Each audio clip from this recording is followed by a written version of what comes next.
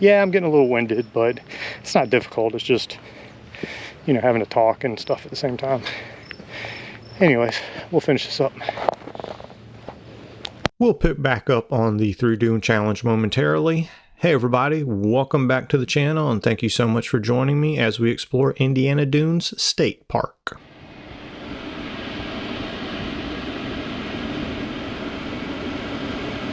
It's gonna be a little bit of a wait here, boy, let me tell you. I wonder what all these people turning around, if there's some secret or something. I don't know, we'll find out. Okay, so we got the van parked, and now it's time to take on the Through Dune Challenge here at Indiana Dunes State Park, which is inside of the national park, or rather surrounded by the national park. I probably should have got here earlier, as I was sitting in line. It was about a 25-minute wait at the gate. And I was thinking to myself, why didn't I do this the first thing in the morning? But you live and you learn.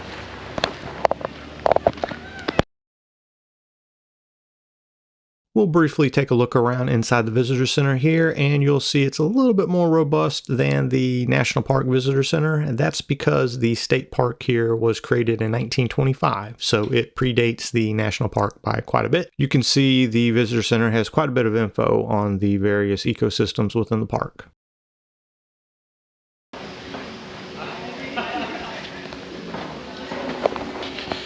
Okay, so Trail 8 is the Through Dune Challenge, and you know, I don't want to be that guy. And I was talking to the rangers in there, and you know, the lady at the desk, she kind of wasn't following what I was saying. She thought I was talking about climbing mountains in Colorado, and I'm like, no, they have sand dunes in Colorado, and they are really, really, really big.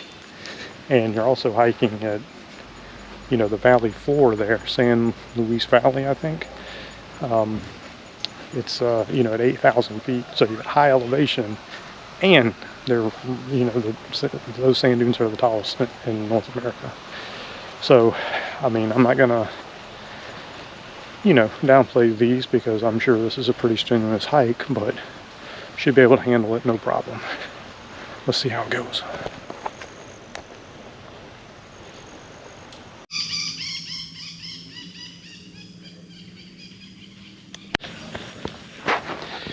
Okay, so we just started on Trail 8. I think the biggest thing is make sure we don't get lost. I mean, you're going to get a pretty good workout here, but, you know, I think the biggest thing is just going to be getting a lot of sand in my shoes. I don't want to do it barefoot.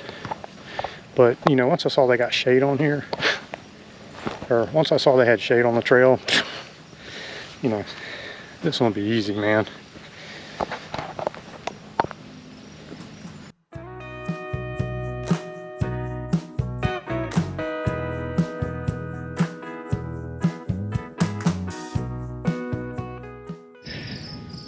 Okay, so we're at the top of Mount Jackson. This thing is named after an Indiana governor, and it's okay. You got a little bench here. I mean, look, man. I mean, it is exercise or whatever, but it's just a difference from that high elevation, man, in Colorado. And again, Colorado isn't the end-all be-all of everything, but you know, those sand dunes are just a little bit different than anything else you're going to experience. I guess I can check the elevation of the Eureka Dunes, but you know, you got just that height compared with that high elevation, and you know, it's just a real taxing kind of thing. Anyways, check out this great view. Hey, you still see the power plant.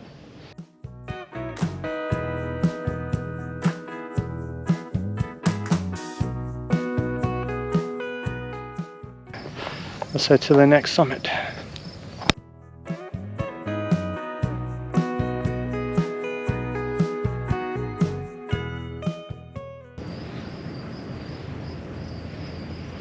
Okay, Mount Holden. Let's go with the third. Oh, I guess I got to walk up to the actual summit, right?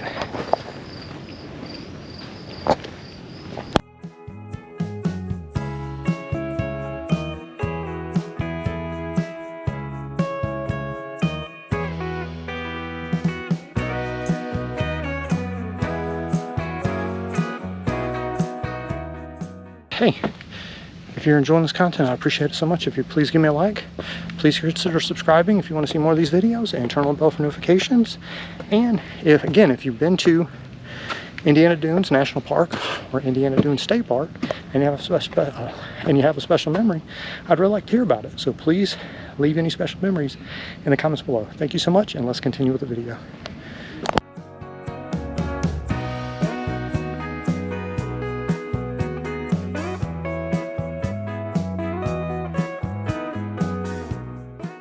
And now we successfully made it to the third of our final summits of the 3 Dune Challenge here at Mount Tom. You can see some quick facts about the dune like they have with the other summits. From here at the summit you can see downtown Gary, Indiana, but you can't quite make out the Chicago skyline across the water. Sometimes you can make out the skyline of Chicago if the sky is really clear. Let's hike on down to the shoreline and complete the hike.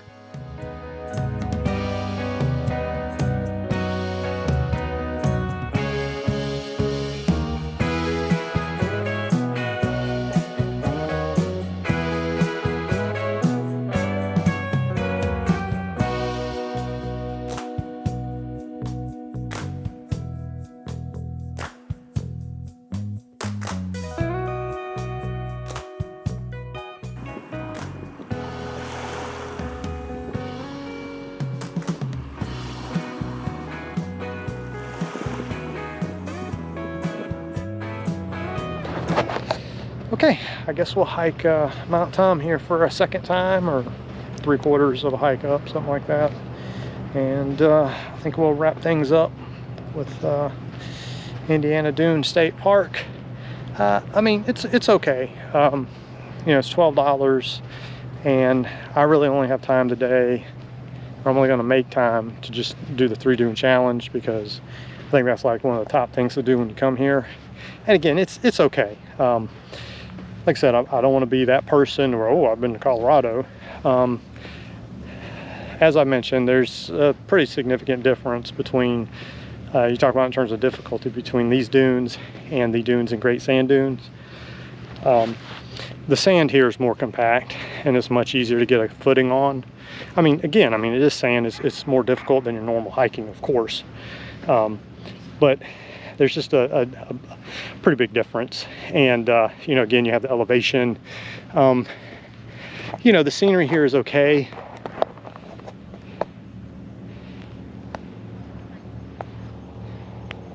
You know, I do like that you can see the lake. You know, I don't like being able to see power plants and steel mills and stuff like that. Again, I don't like seeing the power plants and having to cross railroad tracks and all that kind of stuff. It's hearing and seeing traffic in the background. And then the views at Great Sand Dunes are just much more inspiring and dramatic when you have the Sangre de Cristo mountain range. And it's just a much more dramatic backdrop, and really kind of inspiring and kind of an amazing thing to see. This stuff here is good, but you know, if you have to pick between the two, I'd go with Great Sand Dunes in Colorado for sure. Okay, yeah, I'm getting a little winded, but it's not difficult. It's just, you know, having to talk and stuff at the same time. Anyways, we'll finish this up.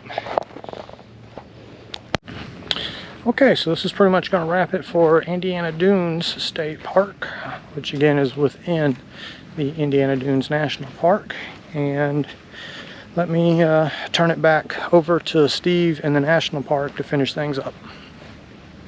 Before we finish the video, I do want to share an additional hike and also share a historic district from within the national park that I think you might find interesting, which I visited earlier that morning. Now, I woke up to a great relief that the government shutdown was avoided and I could still move about the national park. And then continuing into the park, I realized the shutdown would have never been an issue because I didn't pass by any ranger stations.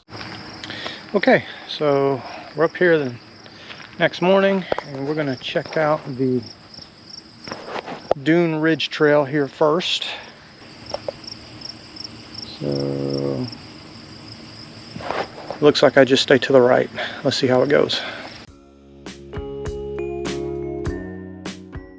To the left, there's some benches where the rangers give talks out here. And I just wanted to include this additional trailer here to give you another option for if you wanted to kind of get off the beaten path, so to speak.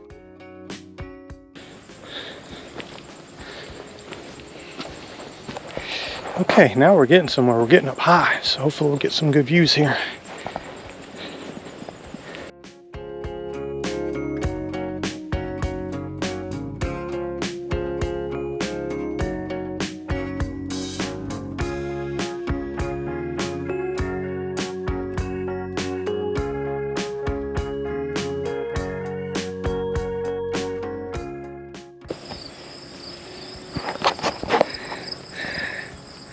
Yeah, this is an okay view of a marsh, I suppose.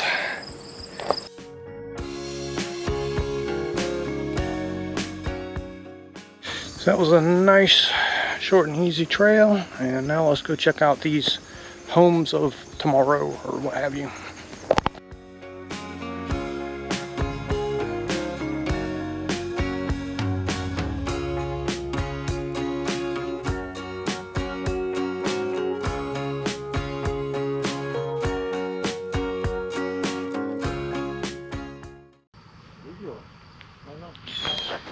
Okay, so now let's take a look at these Century of Progress homes. Now these homes were manufactured, I guess, across the lake, and then they were for the Chicago World's Fair. And then a developer thought he could, you know, start like a new neighborhood or something like that, and he floated them across the lake and set them up here, but it didn't take off. So let's take a look.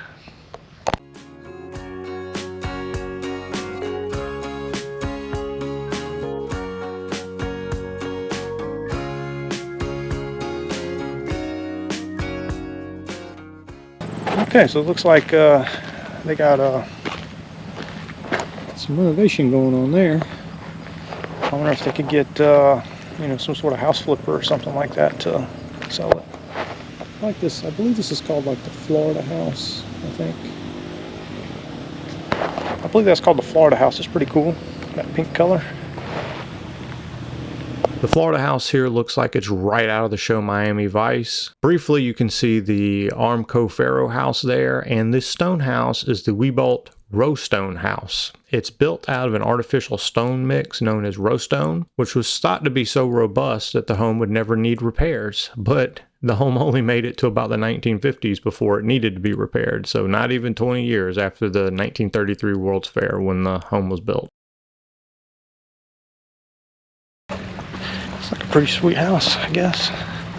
Let's get back to the van. All of the homes of tomorrow here are leased from the Park Service, so they're not available for sale. And basically, if one of the homes does become available, you are able to lease it in exchange for maintaining the home, which can be quite expensive, and some of them have needed millions of dollars in repairs. There's a quick peek as I was driving through Chicago, and now that I made it onto the open interstate here, I'm going to leave you with this incredible sunset as we head into the great state of Iowa, and that's where I'll see you in the next video. Thank you so much for watching, and take care. Bye.